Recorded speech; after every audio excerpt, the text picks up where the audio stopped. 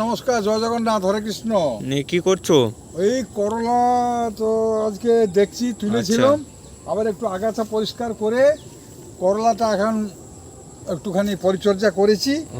আর করলা খুব ভালো হয়েছে, আজকে 500 তুলেছিলাম, এইরকম ফল হয়েছে। এটাও তুলে দেওয়া যাবে। এটা এরকম সাইজের করলা হয়েছে। এটা এই দেখুন ফল এসছে। করলাটা মুখরোচক খুব। করলা ଚିପ୍ସଟା ମୁଁ ବନେଇକିରି ଦେଖେଇବି, ବା କରଲା ଭିତରେ ସିଝେଇକିରି ସବୁ ମସଲା ଦେଇକିରି ମଧ୍ୟ କଲରାଟା କରାଯାଏ। ମୁଁ ଖାଇଛି, ବେଙ୍ଗଲରେ ୟୁପି ଲୋକ ମୋତେ ଖୋଇଛନ୍ତି, ବା ଆମର ବ୍ରହ୍ମପୁରରେ ଜଣେ ମା ଥିଲେ, ସିଏ ବି ଆମକୁ ଖୋଇଛନ୍ତି କଲରାର ଏଇ ଯେଉଁ ଚିପ୍ସ କରାଟା। ଆଉ ଆମର ଆପଣମାନେ ମଧ୍ୟ ଖାଆନ୍ତି। ଆଉ କଲରାଟା ଏତେ ମୁଖରୋଚକ ଆପଣଙ୍କର। କଲରା ତ ସୁଗାର ଫ୍ରି, ଆପଣମାନେ ଡାକ୍ତରମାନେ କହୁଛନ୍ତି କଲରା ଯେମିତି ହେଲେ ଖାଅ।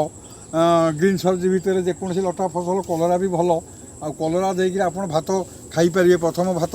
ଏତେ ଆପଣ କଲରା ଚକଟା ହେଉ, କଲରା ଚିପ୍ସ ଭଜା ହେଉ, କଲରା ଚଡ଼ଚଡ଼ି ହେଉ, ଆଉ କଲରା ଖାଇଦେବାକୁ ଖୁବ୍ ଭଲ ଲାଗେ। ତେଣୁ କଲରାଟା ମୋର ମଧ୍ୟ ପ୍ରିୟ ପରିବା। ଯଦି କେହି କହନ୍ତି ଆପଣଙ୍କର ସବୁଠୁ ଭଲ କ'ଣ, ମୁଁ କଲରା ବୋଲି କହିବି। ତେଣୁ ଏଇ ଘରେ ମୋ ଘର ମୋ ପରିବେଶରେ ଆଜି କଲରା ବିଷୟରେ, ଖରାଦିନେ ବି କଲରା ହେଇଥିଲା, ଏଇଟା ବର୍ଷା ଦିନର କଲରା।